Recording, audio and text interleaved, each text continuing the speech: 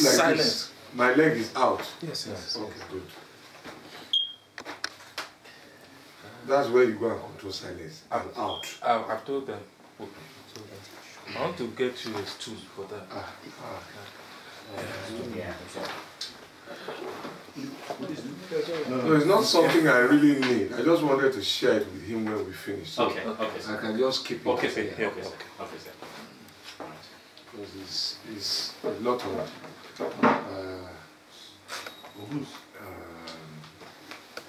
what do you call it? Data. Data. Okay, sir.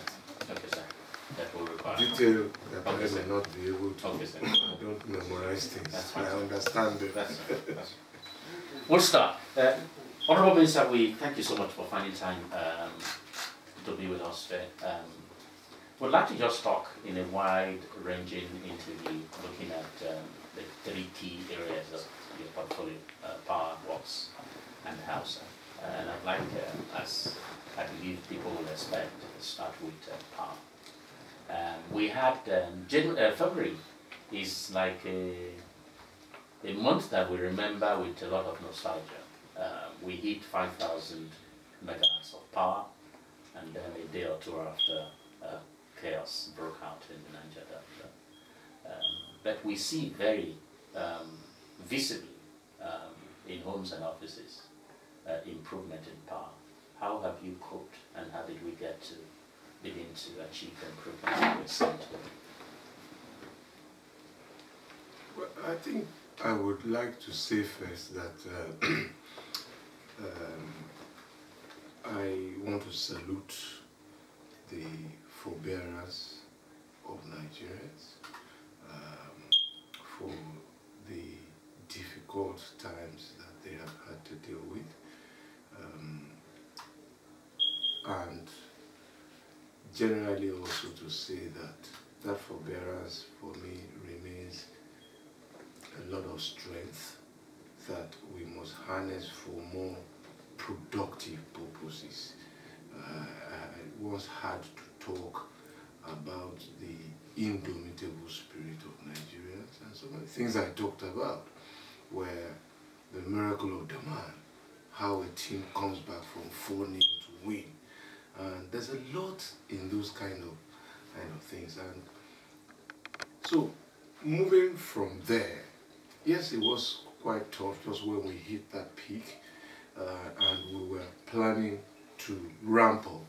We had this major setback. So some people would have surrendered, really, and said, look, nothing can be done. But it brought out some of the innovativeness in our team.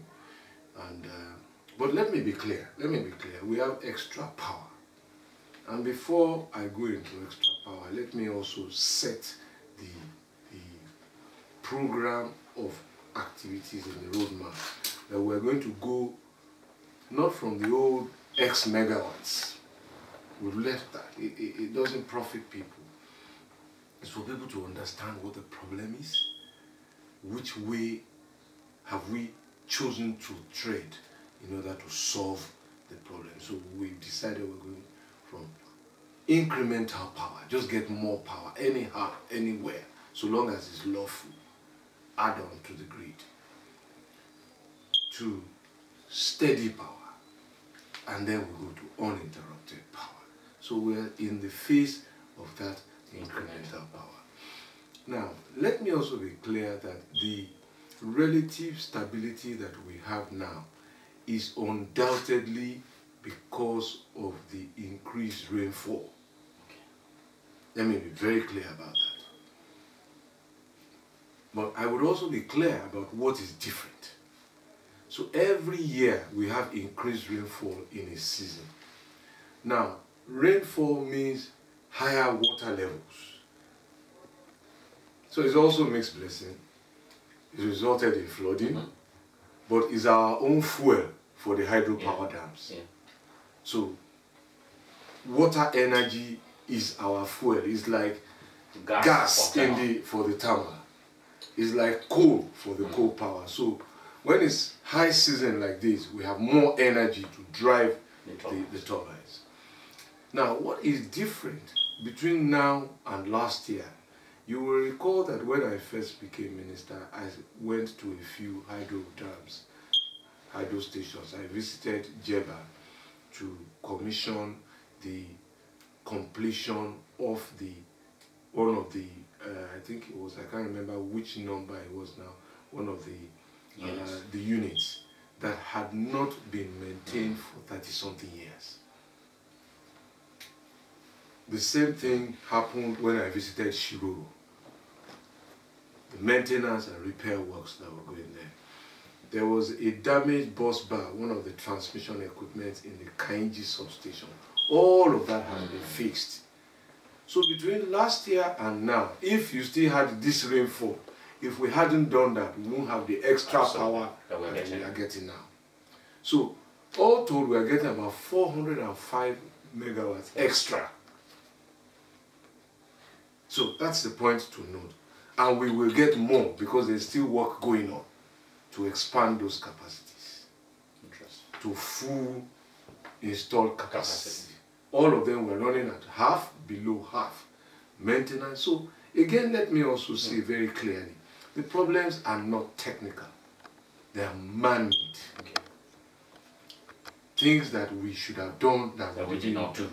So you build a power plant for 35 years, you should maintain it every 6 years. You don't do it for 35 years. Same thing with Egbe. You remember I visited Egbe also. So these are the problems. You build a gas plant, you don't plan the gas supply to it.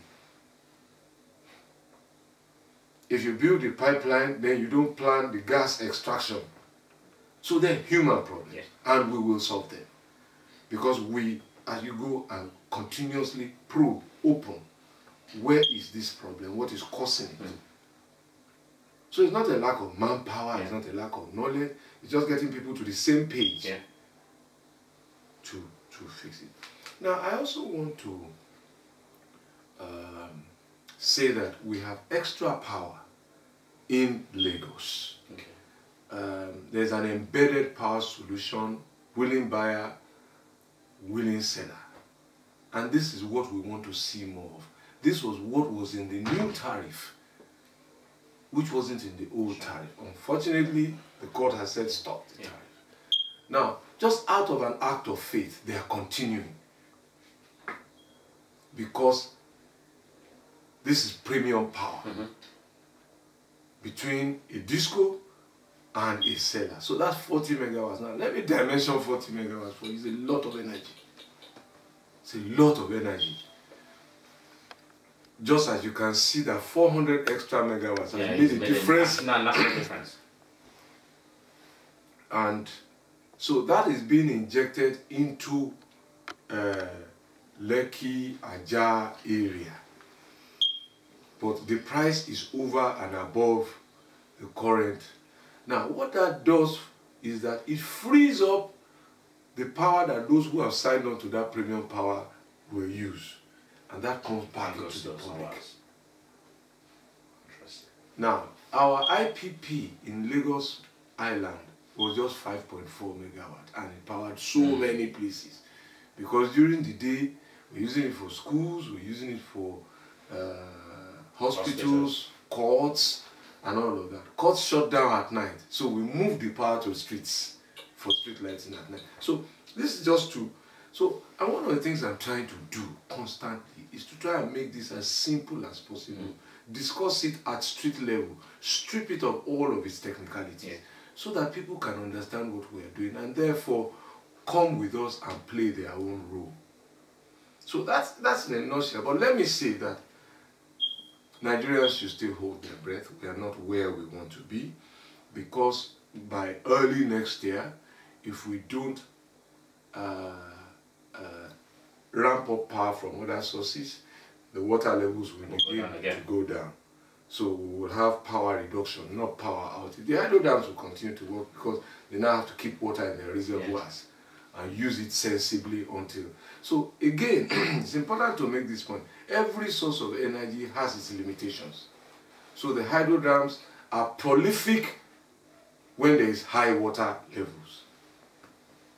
Solar power is prolific during the day. At night you have losses unless you now store it in inverters. gas power plants are the most efficient way to deliver very big power quickly, but their vulnerability is a broken pipe. Yeah. Once you lose pressure, That's it. that's it. Coal has its own limitations in terms of environmental issues. Biomass, if you go into it, you now have to balance between human animal consumption and power. So everyone, no one is fail-safe. So, and this takes us to the energy mix that we announced, 30-30-30, trying to increase solar and renewables. Hydro dams are renewables. What is coming to the hydro dams is that they're working now with the IFC to finance an expansion of their capacity by doing, I think, 300 megawatts each of solar. So that at low tide level, they will support. All of this is going on simultaneously. So all of this fall into our incremental power. We're talking to some coal developers. The problem we have today, they are essentially ready. We can't close on the tariff because there is no transportation facility for the coal. So the cost of transporting the coal, they have built into their capex. By the time we're looking at the tariff, we can't pass it on to consumers. And it is at PPA level that NERC and MBET begin the protection of the consumer. That's where it starts. Yeah, because once you lose it there, then that's it. So contrary to what you hear on the street, oh, they just agree anything, no. It's at PPA level that the protection of the consumer starts.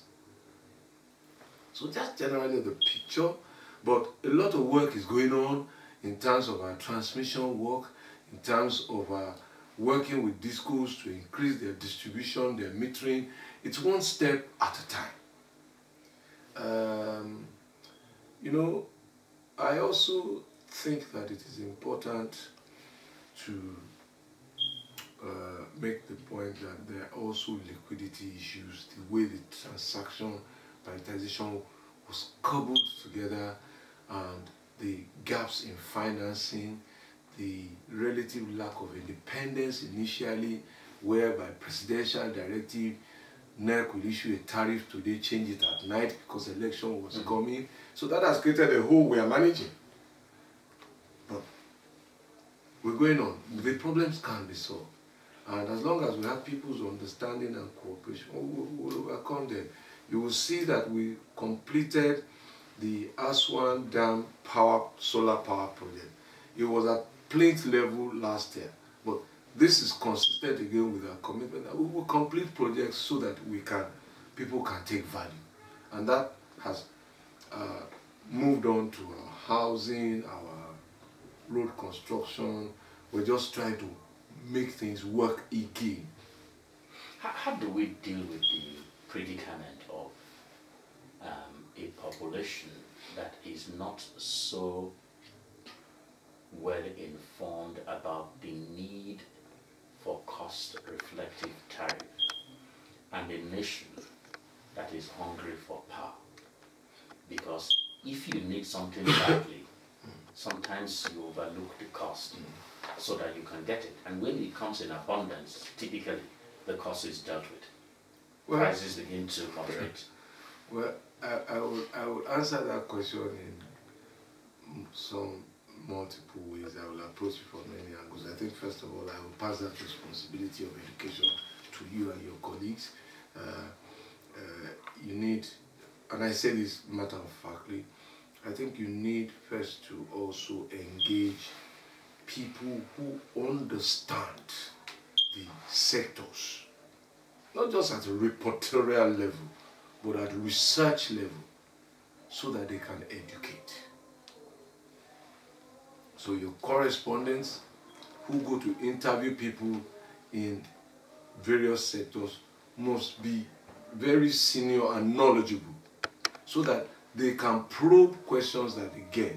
There can be follow-ups, not just listen to what anybody says, whether it's in the private sector or in the public sector.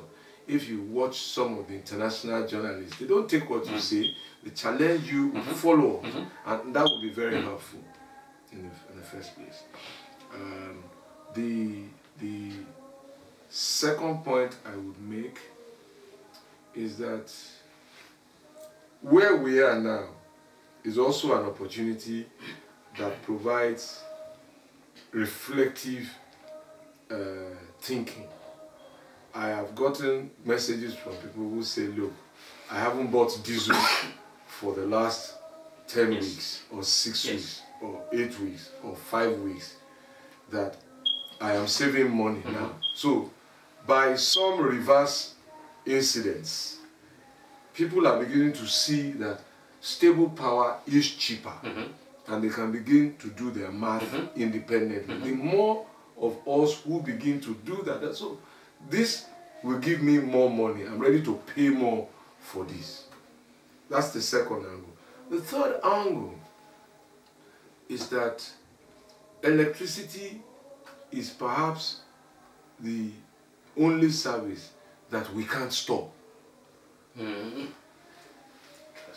So once it's produced, the gas man is billing, the power maker is billing, the transmitter is billing, and blah blah blah. So you just go down the line. And because you can't store it, somebody has to bear the cost when it's not used. So, and that's why I keep trying to make it as simple to understand as possible. Now, we're talking to some of the discos too. We had meetings with them, meetings where I've spoken to them about service with a conscience. I heard that one of the big food chains in Europe, that once they make their particular, you know, fast food business very volatile, there's a peak period and all that, once they make a certain line of products and it's not sold within an hour, they take it off. It's not bad, but it's not the quality anymore. They bear the cost. And I've challenged the discourse that there must be service with a conscience. If at any time we see that there is a problem in the system and it is generic, we must sit down as businessmen to say, we didn't provide this service. Can we bill people half, 1/3, 30%, so that when in future we come back to say the cost of doing this business has gone up, they will reflect back and say, oh, when it wasn't working, the benefit was passed down. Yes. Now, one disco has done that, Yola Disco. Interesting. The MD told me that I think it was in the month of August that I think they had very poor power in July, and so they told all their customers, we're not billing you for July at all. Unless you have old outstanding bills, don't pay for July. Interesting. So, we're on the way. Speaking on the electricity tariff, the predications on which it was reviewed upwards by 25% has changed. Now inflation is 17.1%. The exchange rate is now, as of yesterday, the interbank market was 314 to the dollar. How the court ruled against it the first time? How gloomy a picture does it paint, given that your predications have been worsened? I don't see gloomy pictures. Again, that's why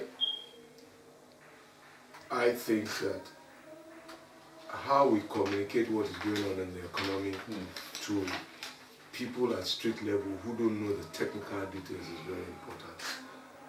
A tariff is never cast in stone. A tariff is predicated on economic indices. How much is gas sold for?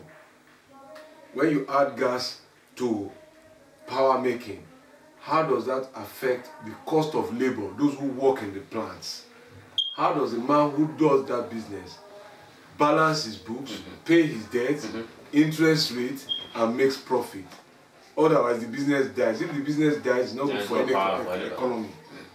So, we must explain to people that tariff is therefore a cost of the whole economy. Will you take subsidized labor to work in will you take half pay to work in a power plant because we want to. Certainly not. So, and therefore, we must pass on this cost. Tariffs are therefore subject to periodic reviews. So if those indices change, as they are wont to, whether north or south, they become reflected in tariffs. So, the standard practice is to design a materiality threshold. Maybe a review kicks in.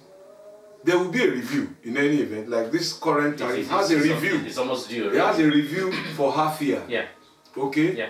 Whether we take the tariff up or down depends on whether those figures have materially altered in the economy. So there's a threshold that we will say, look, it's not material, everybody stay Will with that review go ahead after the court judgment? Oh yes, I've seen all the correspondence now. That's the job of NERC. That's not my job. Yeah. I just sit over the picture, and we must continue also to make this clear. Unlike when the Ministry of Power produced the electricity, sold the electricity, transported the electricity, that is now largely in private sector. So the ministry is now largely regulatory and policy making. So NERC is the manager of the tariff, but they let me know what they are doing as they progress, because there is policy and the polity, and they must be conquered. Yeah. So that at least we know that, look, if there is going to be a tariff review, Ministry of Labour is involved, because we know that there will be reactions from organized labor. Ministry of Trade is involved, because we know that it will affect industries.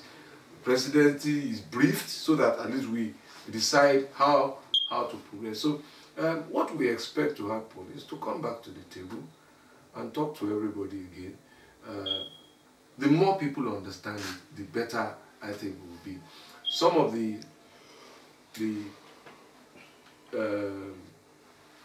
parliamentarians who questioned our position then have come round after holding hearings to say, oh, we now understand what is going on better. How do we move forward now? Again, I hope that when tariff reviews are going to be discussed again, there will be much more participation, there will be much more understanding. Because contrary to what was believed, there were consultations, adverts were issued, they're documented. I have the records. But perhaps because it was new, old NEPA never called us to come and discuss tariffs. So that's a change, man. So why should we go to a meeting? We don't know what, even where cynicism is that what are we going to discuss? There's no power anyway. Why are we going to the meeting? I think people will now participate more in the meeting. It's like when we started in 1999 too, when National Assembly issued notice for public hearing. How many people took public hearings seriously? Not many people. But increasingly now, and not everybody still takes public hearings seriously. So it's the same type of similar process. But we must come back to the economics, and that will then lead us to a behavioral change. Now, when we had the box phone, I'm sure that you can recollect that people used to be on the phone for like 3 hours. Now, because really, sometimes you didn't pay. But when we started owning our own individual phones, we started conserving our units. And that was when the language flash came up. So there must be conservation. Driving into Lagos, driving through Maiduguri, when we went for the monthly power meeting, there were so many places where people put on power during the day in the front of their house. Energy that had no value. It suggests to me that they were not paying commercial rates for that energy.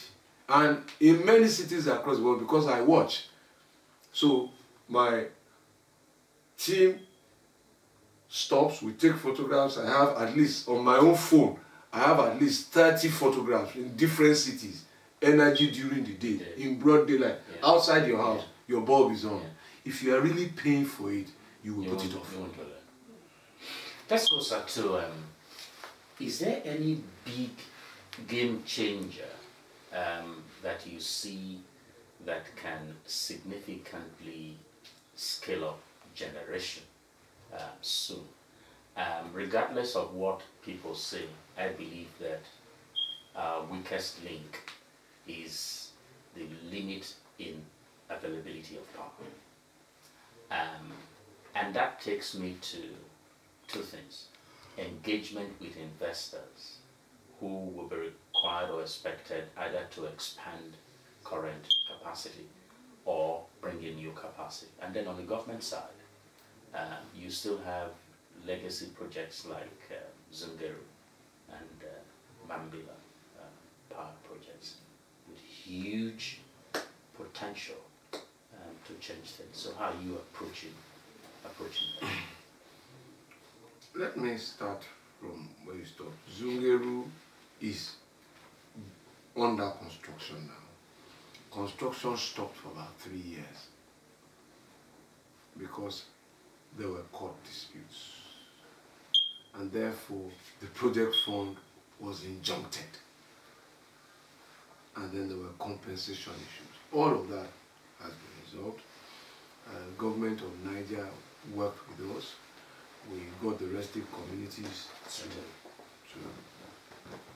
allow work to go on while we resolve compensation issues. They were in my office, I think about 2 weeks ago. So we're working now with them to solve the compensation issues, identify those who are entitled to compensation, and find a way to pay them off. But construction has resumed after 3 years. So Zungeru is behind time. Its scheduled delivery is Q4 2018 or Q1 2019. We may have to ship that a bit. Mambila is a long story, but the good news from Mambila is that the president is determined to start Mambila. So there's a presidential team, myself, the chief of staff, and all the procurement agencies working to see how we can close all of the project preparatory issues. The Minister of Finance is also involved, and so on and so forth. My office provides the president now with a weekly update of what is going on in Mambila. That's the good news. The bad news is that Mambila was conceived in 1982. I was 19 then. It hasn't been built now. I'm 53. Incredible. So it has passed through many administrations. Many administrations have awarded it, but as I speak to you, the land on which it is to be built hasn't been acquired. Yet contracts were awarded. Yes, feasibility has been done. Some environmental impact assessments have been done, but things have changed since then.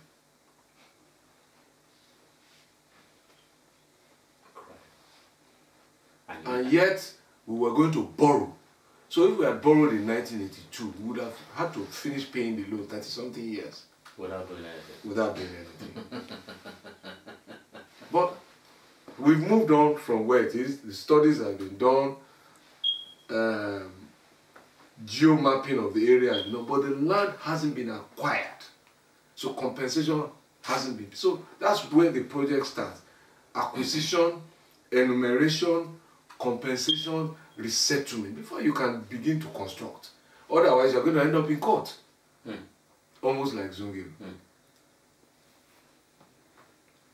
But we're working now. Now, in the process between that period, there are now 3 contractors, 3 different contractors, who were also fighting themselves. So, the good news again is that with presidential intervention, we formed that consortium into one joint venture. They've now signed a joint venture agreement from China. All of them are interestingly Chinese companies. Interesting. There has been 7 years litigation in between. That's what we inherited. But we've moved on. We now have the 3 Chinese companies for the first time agreeing to work together. They formed a joint venture partnership. This was the result of the president's visit to China. Wow. So they've now agreed, they've signed, I have the document that they're going to work together. They share the work among themselves, who's going to do what. Wow. So on that basis now, we can now move to the next step.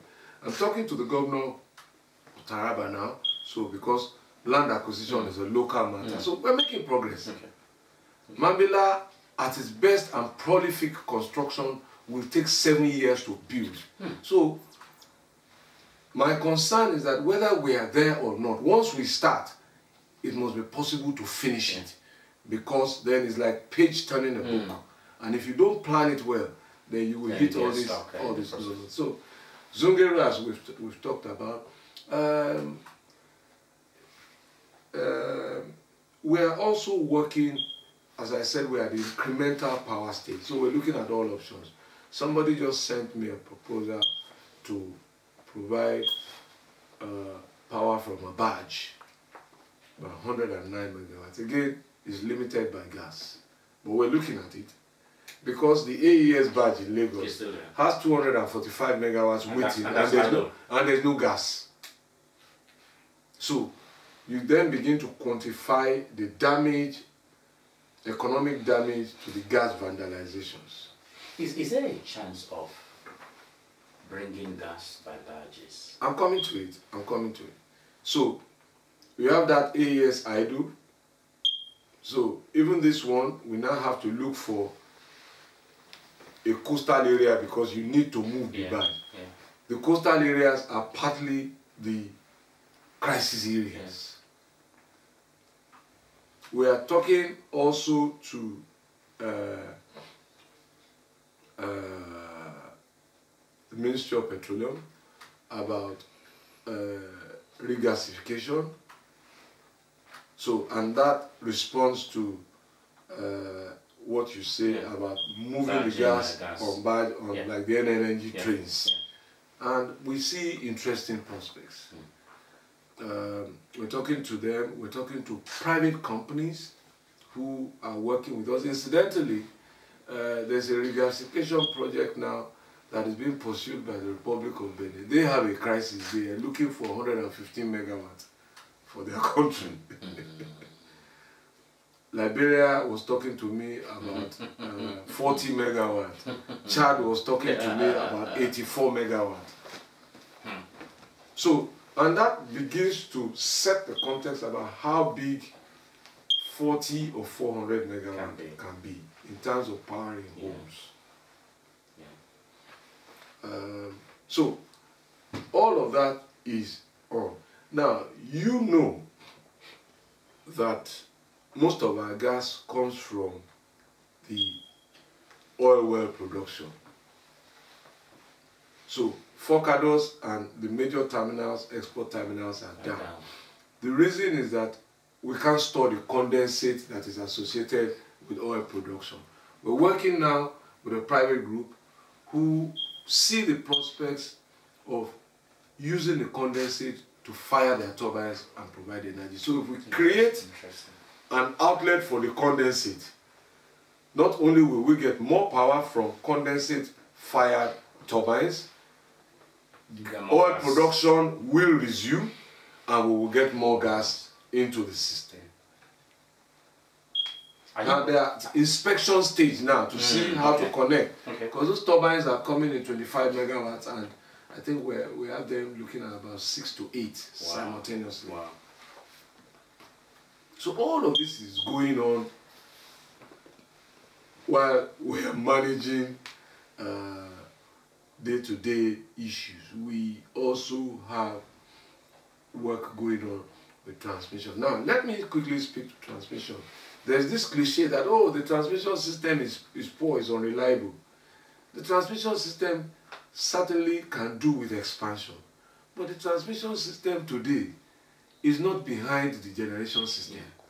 The highest power we've ever produced in the country was 5,000 megawatts. Yeah. The transmission system can carry it. Yeah. So why do you want to go and buy more buses when they're not passengers? So what we need to do, which is what we're doing now, we're synchronizing the transmission expansion with the production. Otherwise you have idle capacity, for which again people will pay. So that's why I said it's not technical, it's man-made. We just need for everything to shake hands, and then we're on a go. So we're planning to expand transmission to 7. We need to see also that we can produce 7. Yeah.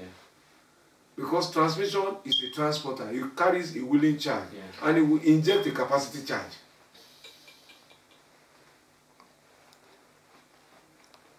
Interesting. So people must just understand, because it will borrow money to build that asset. If you don't need it, don't build it. Yeah. I agree. I don't know whether you have any question on power before we move to works. We move to works. The last question about power, I wanted to ask you, your stakeholders, are they concerned about gas pricing? Could that be an issue in limiting gas availability? Certainly, especially the currency in which it is priced. And is there any reason? Now, gas is an international commodity. So as long as you price it in dollars, and our currency, local currency against the reserve currency is volatile, it makes planning even for them difficult. Because when you plan gas price has stabilized 330. But the Naira volatility is there. So when some of them sign their contracts, they signed it at 197 to the dollar. Now it's gone to 330, then it goes up, then it comes down. So how do you plan production? Because you are going to get paid in Naira. By the time you collect your Naira, you want to pay your gas supplier in dollars. In dollars. The agreement you signed for dollar has moved from 197, has gone to 300. Meanwhile, you didn't increase the tariff.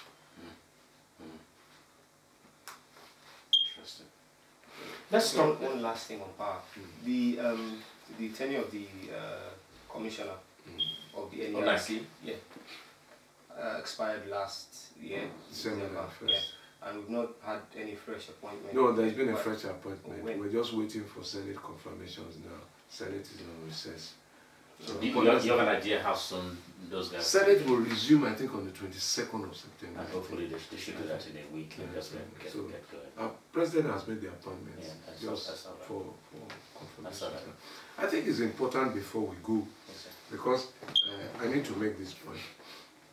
Our economy is challenged, and so all what we're talking about must be in a context.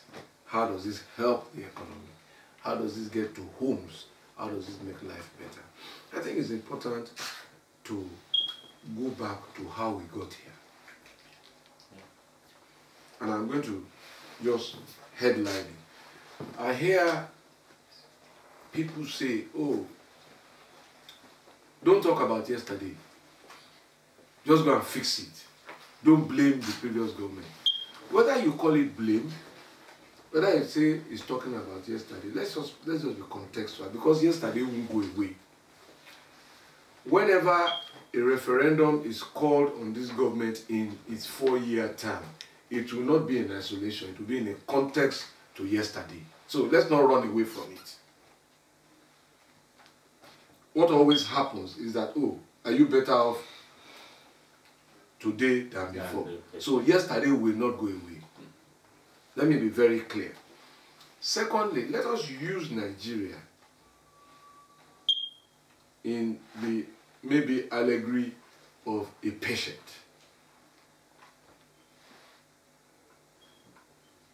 If you had a stomach upset and you went to a doctor, the first thing you probably ask is, what did you eat yesterday? That's a natural thing. So we must talk about yesterday. This patient is sick.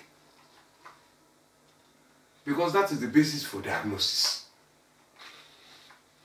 And if they diagnose and the situation doesn't look normal, then they send you to science, MRI, CT scan, imaging, because they want to see what's going on before they prescribe medication.